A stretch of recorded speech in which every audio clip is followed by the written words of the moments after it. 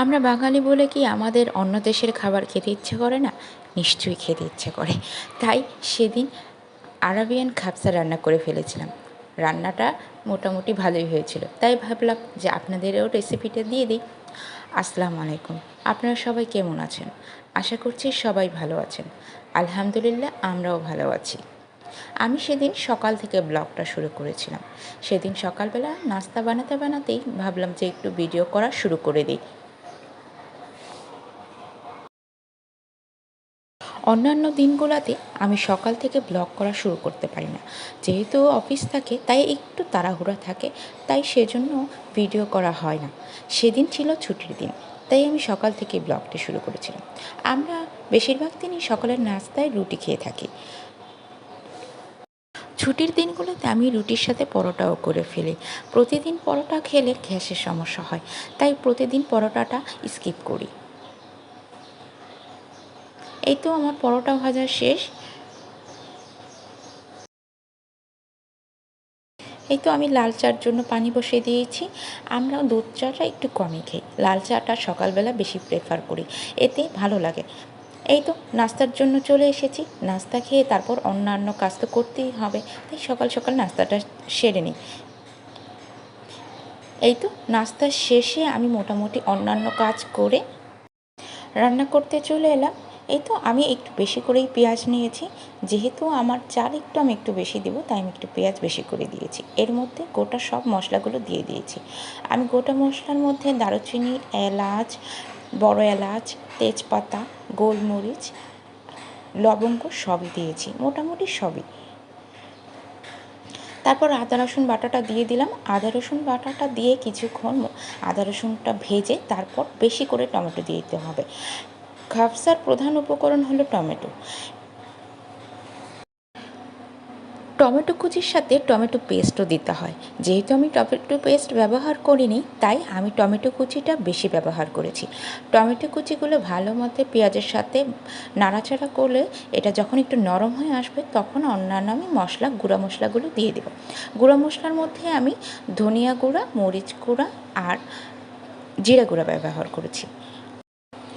Arabian খাবসাতে ওরা কখনোই মরিচ গুঁড়া ব্যবহার করে না, কাঁচা মরিচও ব্যবহার করে না। যেহেতু আমরা বাঙালি, আমাদের একটু ঝাল ঝাল না হলে খেতে ভালো লাগবে না, তাই আমি রেসিপিটা আমার মতো করে করেছি। একটু ঝাল দিয়ে দিয়েছি, একটু গুঁড়া মরিচ আর একটু কাঁচা মরিচ দিয়েছি। আর আমি ইউটিউবে অনেক আপুদেরই ভিডিও দেখেছি, ভিডিও দেখে তারপর রেসিপিটা করেছি। এই যে এখন আমি এতে জয়ফল আর সাদা গোলমরিচের গুঁড়ি দিয়ে দিলাম। এখন আমি মশলাটা ভালো করে কষিয়ে নেব। মশলা কষানো হয়ে গেলে এর মধ্যে আমি মুরগিগুলো দিয়ে দেব। এই তো আমি মুরগি দিয়ে দিয়েছি। খাবসা সাধারণত মুরগি দিয়েই রান্না করা হয়। অ্যারাবিয়ানরা আলাম মুরগি প্রসেস করে দিয়ে থাকে। আর আমি যেহেতু বেশি একটা মুরগি দেইনি, তাই আমি বড় বড় দুটি রানের পিস দিয়েছিলাম। অন্যান্য কোনো মাংস দিয়ে খ্যাপসা হয় কি না সেটা আমি বলতে পারি না। এই তো আমি মুরগি দিয়ে অনেকক্ষণ কষানোর পর এখন আমি এতে পানি দিয়ে দিচ্ছি। খ্যাপসাতে পানি দেওয়ার বিষয়টা অনেক খেয়াল করে দিতে হবে। যেহেতু এই পানিতেই চালটা রান্না হবে, তাই সেই হিসাব করেই পানিটা দিতে হবে। আপনারা যতটুকু চাল দিবেন তার থেকে একটু বেশি পানি দিবেন, জানি মুরগিটা সিদ্ধ হওয়ার জন্য পানিটা কিছু শুকিয়ে যাওয়ার পরে চালটা সিদ্ধ হওয়ার জন্য পরিমাণ মতো পানি থাকে। আমি এখন এই পানি থেকে মুরগিটা উঠিয়ে নিব। অনেক সময় অ্যারাবিয়ানরা এই পানি থেকে এই যত মশলা সেগুলো ছেঁকেও ফেলে দেয়। আমরা যেহেতু মশলা খেতে পছন্দ করি, তাই আমি আর এগুলো ফেলে দেইনি। আমাদের মুরগিটা রান্না হয়ে গেছে। আমি এটা পাশের চুলায় রেখে এখন অন্য কিছু কাজ করে নেব। এখানে আমি কিঞ্চিত পরিমাণ ঘি দিয়ে নিলাম। এবার এই ঘিতে আমি কাজু বাদাম আর কিশমিশ দিয়ে নেব। খ্যাপসাতে কাজু বাদাম আর কিশমিশ দিতেই হবে, তাহলে খ্যাপসার টেস্টটা বাড়ে। আমি এই কাজু বাদাম আর কিশমিশগুলো হালকা আঁচে ঘিতে ভেজে নেব, তা না হলে কাঁচা কাঁচা ভাব থাকবে, ভালো লাগবে না। একদমই হালকা আঁচে ভাজতে হবে, তা না হলে ঘি পড়ে যেতে পারে। এই তো আমার কাজু বাদাম আর কিশমিশ ভাজা হয়ে গেছে, আমি এখন উঠিয়ে নিচ্ছি। সেদিন আমার রান্নাবাড়ায় আমার জামাই আমাকে অনেক সাহায্য করেছিল।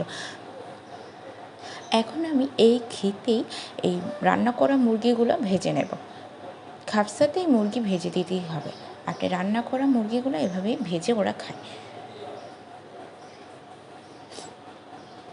এই মুরগিগুলো আমি চেপে চেপে লাল করে ভেজে নিয়েছি। যেহেতু মুরগি সিদ্ধই, তাই এখানে ভাজতে বেশি একটা সময় লাগবে না। এই তো আমার মুরগি ভাজা হয়ে গেছে, আমি উঠিয়ে নিচ্ছি। এখন আমি চাল রান্নার প্রস্তুতিটা নেব। আমি যে হাঁড়িতে মুরগি রান্না করেছিলাম সেই হাঁড়ির পানিটাই আমি চুলায় আবার দিয়ে দিব। যেহেতু পানিটা আর গরম, ফোটাতে হবে না, আমি সেতে এবার চালগুলো দিয়ে দিব।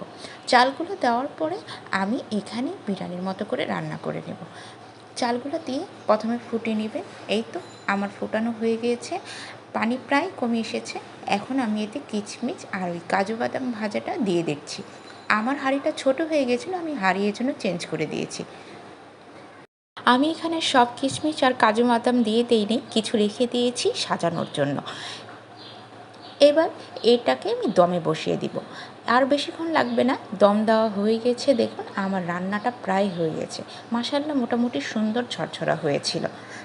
এখন আমি এর মধ্যে ভাজা মুরগিগুলো দিয়ে চুলায় দমে বসিয়ে দিব। এর মধ্যে আপনি চুলাটা বন্ধও করে দিতে পারেন, কিছুক্ষণ চুলাটা জ্বালিয়েও রাখতে পারেন, সেটা আপনার ইচ্ছা। যেহেতু চালটা পুরোপুরি রান্নাই হয়ে গেছে, তাই আমি চুলা বন্ধই করে দিয়েছিলাম। এই তো ঢাকনা এখন দিয়ে বন্ধ করে দিব। ঢাকনাটা পুড়েও গিয়েছিল। যাক, হয়ে গেছে আমার রান্না ভালো। এই তো খাওয়া দাওয়াতে চলে এসেছি।